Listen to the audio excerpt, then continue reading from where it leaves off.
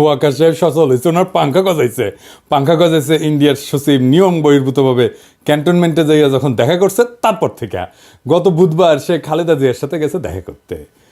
আমি যে প্রথম থেকে বলে আসতেছি যে এই ওয়াকার এটা ইন্ডিয়ান মাল, যখন বলেছি সিসির মতো একটা প্রো ইন্ডিয়ান সরকার বসাইতে চায়, তখন সবাই আরে রে রে রে করে উঠছিল। এমন ভাব সবাই তখন ওয়াকার লীগ হয়ে উঠছিল, নতুন জাতির পিতা হয়ে উঠছিল ওয়াকার। এখন বুঝেছেন তো ওর টিকি কই বান্ধা আছে।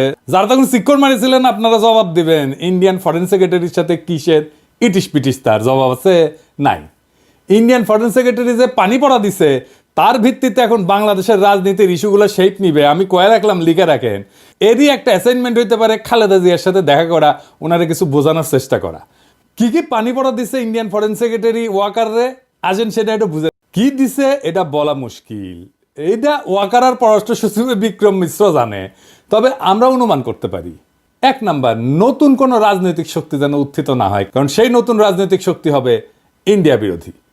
2 নাম্বার, আওয়ামী লীগকে যেন রাজনীতি করতে দেওয়া হয়। 3 নাম্বার, জামাতকে যেন কোনো স্পেস না দেওয়া হয়। 4 নাম্বার, এইসব কিছুর জন্য যেন 72-এর সংবিধান সমুন্নত থাকে। 5 নাম্বার, নির্বাচন যেন দ্রুত হয়। নির্বাচন দ্রুত না হইলে বিএনপির খবর আছে, ধানের শিশার কেউ চিনবে না, চিনবে নাকি টেম্পু স্ট্যান্ড। যাই হোক, এমনিতে বিএনপি আমার উপরে বিলা, আরো বিলা হোক, সেটা চাই না। তাইলে যা যা ঘটতেছে রাজনৈতিক মহলে, সেই সব এই লাইন বরাবর না। এবার বুঝেছেন তো কাটটিকি কই বান্দা, ইন্ডিয়া মারিচ্ছে উটি থেকে আর লাশ পড়িচ্ছে ইটি। ওয়াগার সাহেব ক্যাঙ্কা জাতির ত্রাণ করতে, এবার বুঝেছেন তো, বুঝছাও। এইবার আসেন সংবিধান নিয়ে আলাপ করি। 72-এর সংবিধানের মধ্যে কি পাইছে বিএনপি, এটা রাখাই লাগবি। একটা রিল দেখেছিলাম ফেসবুকে, দেখি গুটাইতে গুটাইতে, যে মায়ের কাছে এক পোলা এক মাইয়া নিয়ে আসছে, তো কইছে যে এটা আমার বউ। তো মা কইছে কি আছে এর মধ্যে, তো পোলা কয় ওর মধ্যে তো নাতি আছে। দেখেন। ওমা, মা, হ্যাঁ, বলছি আমি বিয়ে করেছি, এইটা তোমার বৌমা। এই মেয়ে হবে আমার বাড়ির বউ? কি আছে এই মেয়ের মধ্যে? ওর মধ্যে তোমার নাতি আছে। ইনকা ওই 72-এর সংবিধানের মধ্যে কি আছে দেখি, কোন ভালোবাসায় বিএনপি কি ঢুকাইছে এর মধ্যে, হাঙ্গারে দেখা দরকার, তাই না? আসেন দেখি। বিএনপি 72-এর সংবিধান থাকুক, এটা তো চায়, তাই না? তো মির্জা আব্বাস কইছে যে ওনার নাকি কষ্ট লাগে এই সংবিধানকে যখন বাদ দেওয়া লাগে।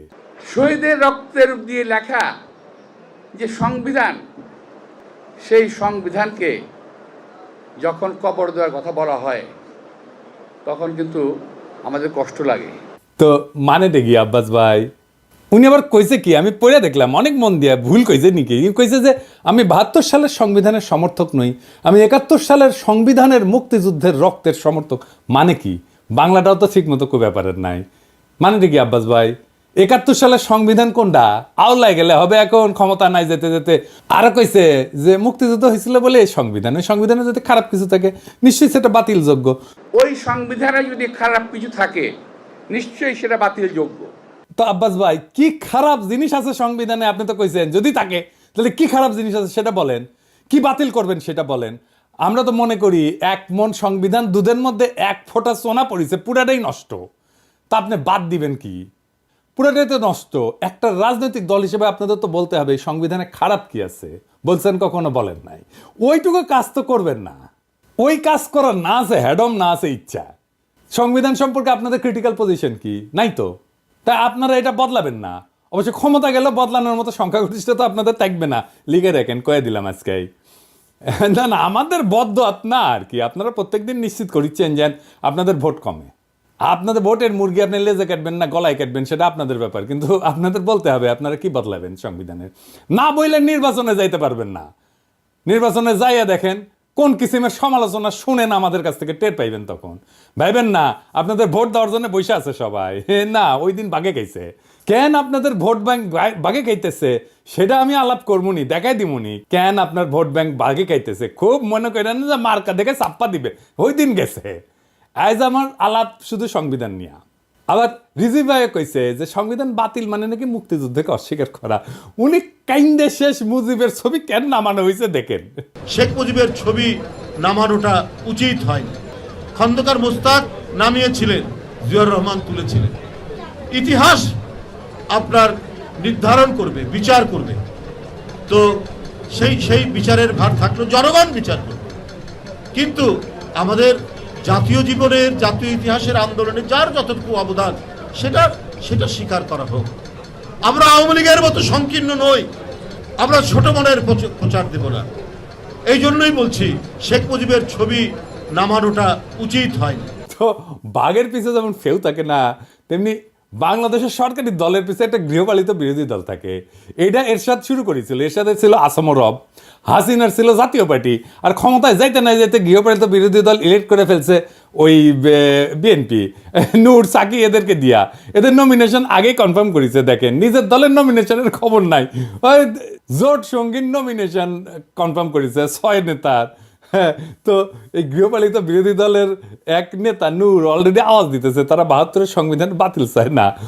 বাকিরাও কবে, একটু ওয়েট করেন, এই 6 ক্যান্ডিডেটের জামানত বাজেয়াপ্ত হওয়ার চান্স আছে কলে। আমি কয়ে দিলাম, এখনই কয়ে দিলাম, বুঝছাও। আর যদি বঞ্চিত ক্যান্ডিডেট, বিএনপির যদি বঞ্চিত ক্যান্ডিডেট থাকবি না, ওটি ও যদি নাগরিক কমিটি বা জামাত ক্যান্ডিডেট করে, তাহলে এই 6 জনের এমপি হওয়ার কায়েসের কলে চারা। যাই হোক, আজকে আমার আলাপ বাংলাদেশের সংবিধান নিয়ে। ওই আলাপ পরে আসলে বিএনপি সংবিধান ঠিক মতো পড়িছে আমার সন্দেহ আছে। আসেন না দেখি কি সংবিধানের মধ্যে কি আছে, কি ঢুকে রাখিছে। 1956 সালে পাকিস্তানের সংবিধানের একটা আলোচনা হইতেছিল। সেইখানে যেই সমস্ত ধারার সমালোচনা করেছিল আওয়ামী লীগ, সেগুলো 72-এর সংবিধানে ঢুকে দিছে। কেন আওয়ামী লীগ তখন সমালোচনা করেছিল? কেন? কারণ ওই শাসনতন্ত্রটা তৈরি করা হয়েছিল আইয়ুব খানকে সামনে রেখা। আইয়ুব খান যেন একটা এক নায়ক হইয়া উঠতে পারে, সেটা সব কিছু ওই শাসনতন্ত্রে ছিল পাকিস্তানে। তো পরে যখন বাংলাদেশ এলো, তখন যে থাকবে ক্ষমতায়, সে যেন এক নায়ক হইয়া উঠতে পারে, সেজন্য যা যা কিছু ছিল আইয়ুব খান ঢুকাইছিল, সব কিছু ঢুকাইছে। পাকিস্তানের ওই শাসনতন্ত্রে যে যে ক্ষমতা দেওয়া হয়েছিল না আইয়ুব খানকে, বাংলাদেশের এই 72-এর সংবিধানে প্রধানমন্ত্রীকে সে একই রকম ক্ষমতা দেওয়া হয়েছে।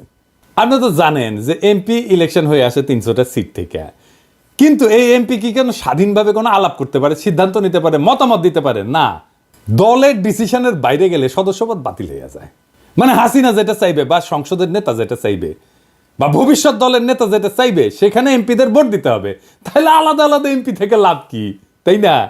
দলের সিদ্ধান্তের বাইরে যদি ভোটই দিতে না পারে, তাহলে আলাদা আলাদা ভোট করার তো দরকার নাই। 300 জন আলাদা লোকের তো দরকার নেই, একজন থাকলেই হয়তো, তাই না? এই সংবিধানে মিশামিশি মেলা কথা লেখা আছে, কথা দিয়ে ভরে রেখেছে আর কি। লিখেছে প্রজাতন্ত্রের সকল ক্ষমতার মালিক নাকি জনগণ। বাপরে, তার মানে আমি আপনি জনগণ, তা আমি আপনি মালিক তো, তাই না? হ্যাঁ, তো লিখেছে কি? লিখেছে প্রজাতন্ত্রের সকল ক্ষমতার মালিক জনগণ। এটা দিয়া কিন্তু শেষ না, এরপরে বাক্যটা একটা সেমিকলন চিহ্ন দিয়া আবার ঘোষণা করছে যে এই ক্ষমতা কেবল সংবিধানের অধীনে ও কর্তৃত্বে কার্যকর হইবে। তাহলে প্রশ্ন যেটা স্বাভাবিকভাবে আসে সেটা হইতেছে যে সংবিধান জনগণের যে ক্ষমতা, এটা কাদের, কিভাবে প্রয়োগের দায়িত্বটা দিছে কাকে? এই ক্ষমতা কেবল সংবিধানের অধীনে ও কর্তৃত্বে কার্যকর হবে। তার মানে কি?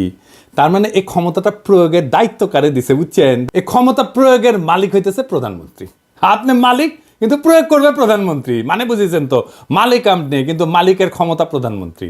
তো এই কাগজের মালিক হওয়া কাম কি, লাভ কি? বাড়ির মালিক আপনি, কিন্তু এই বাড়ির থেকে পাশের বাড়ির মুখলেস, তো এই বাড়ি থেকে আপনার লাভ কি? ভোট দেওয়ার অধিকার ছাড়া ক্ষমতা প্রয়োগের কোনো বিধান এই সংবিধানে কোথাও আপনি খুঁজে পাবেন না। তাও এই সামান্য অধিকারটাও কেড়ে নেওয়া হয়। তার ফলে সংবিধানে যাই লেখা থাকুক, মালিক বলুক যাই করুক, জনগণ আখেরে দাস হইয়া যায় রাজনৈতিক দলে। এবার আসেন রাষ্ট্রপতির ভূমিকা নিয়ে কথা বলি। সংবিধানে যে রাষ্ট্রপতি বিষয়ক অনুচ্ছেদ আছে না, ওইখানে বলা আছে যে কেবল প্রধানমন্ত্রী নিয়োগের ক্ষেত্র ব্যতীত রাষ্ট্রপতি অন্য সকল দায়িত্ব পালনে প্রধানমন্ত্রীর পরামর্শ অনুযায়ী কার্য করিবেন। তবে শর্ত থাকে যে প্রধানমন্ত্রী রাষ্ট্রপতিকে আদৌ কোনো পরামর্শ দান করিয়াছেন কিনা, এবং করিয়া থাকলে কি পরামর্শ দান করিয়াছেন, কোনো আদালত সেই সম্পর্কে কোনো প্রশ্নের তদন্ত করিতে পারিবে না। অর্থাৎ সংবিধান রাষ্ট্রপতিকে যে সব ক্ষমতা দিছে বলে মনে করা হইতেছে, তার কোনোটাই আসলে তার নাই, বুয়া। সবই প্রধানমন্ত্রী পরামর্শ অনুযায়ী প্রয়োগ করতে বাধ্য। তা প্রধানমন্ত্রী পরামর্শ ছাড়া যদি প্রয়োগ করতে না পারে, তাহলে রাষ্ট্রপতি থেকে লাভ কি কর বলেন তো? বিচারপতি, নির্বাচন কমিশনের নিয়োগ, সকল সাংবিধানিক পদে নিয়োগ দান, দণ্ডপ্রাপ্ত আসামির দণ্ড মওকুফ, কোনো কিছুই প্রধানমন্ত্রী পরামর্শ ব্যতীত করার ক্ষমতা সংবিধান রাষ্ট্রপতিকে দেয়নি। আবার সংবিধান পড়লে মনে হইতে পারে যে রাষ্ট্রপতি প্রতিরক্ষা বাহিনীর সর্বাধিনায়ক, সে বিচারপতি নিয়োগ করে, অ্যাটর্নি জেনারেল নিয়োগ করে, নির্বাচন কমিশন মহা হিসাব নিরীক্ষক নিয়োগ করে। কিন্তু আগের অনুচ্ছেদটা যদি দেখেন না, তাইলে এই সমস্ত ক্ষমতা আসলে দেখা যাচ্ছে যে দৃশ্যত রাষ্ট্রপতির, কিন্তু প্রকৃতপক্ষে এটা প্রধানমন্ত্রীর আন্ডারে। রাষ্ট্রপতি প্রধানমন্ত্রীর আন্ডারে চাকরি করা এক ভালচুন, যার নিজের কোনো ক্ষমতা নাই, চাঁদের মতো আর কি, নিজের কোনো আলো নাই। প্রধানমন্ত্রী সূর্যের আলোতে সে আলোকিত। তো সংবিধান অনুসারে বলছে যে রাষ্ট্রপতির আছে প্রধানমন্ত্রী নিয়োগের ক্ষমতা, কিন্তু এবার বলাও আছে যে সংসদের সংখ্যাগরিষ্ঠ সদস্যের আস্থাভাজন বলে রাষ্ট্রপতির নিয়োগ প্রতীয়মান হইতে হবে। তার মানে রাষ্ট্রপতি তাকেই প্রধানমন্ত্রী নিয়োগ করবে যে সংসদের সংখ্যাগরিষ্ঠ। তার মানে তার রাষ্ট্রপতির তো আসলে কোনো ক্ষমতা নাই। প্রকৃত অর্থে প্রধানমন্ত্রী নিয়োগের ক্ষমতাও তার না। এটা হলো সংখ্যাগরিষ্ঠ সংসদ সদস্যের ক্ষমতা। তারপরে প্রধানমন্ত্রী তো প্রজাতন্ত্রের নির্বাহী ক্ষমতার অধিকারী করছেই, মন্ত্রী নিয়োগ করা, বরখাস্তের এখতিয়ার সংবিধানে প্রধানমন্ত্রীকেই দিছে। বাংলাদেশের সংবিধানে প্রধানমন্ত্রীকে যে ক্ষমতা দেওয়া হয়েছে, প্রাচীনকালের সম্রাটদেরও এই ক্ষমতা ছিল না। আচ্ছা, এবার আসেন, পৃথিবীর সব দেশে ইমপিচ করা যায় রাষ্ট্রপ্রধানকে, তাই না? সংবিধান অনুসারে প্রধানমন্ত্রীকে কি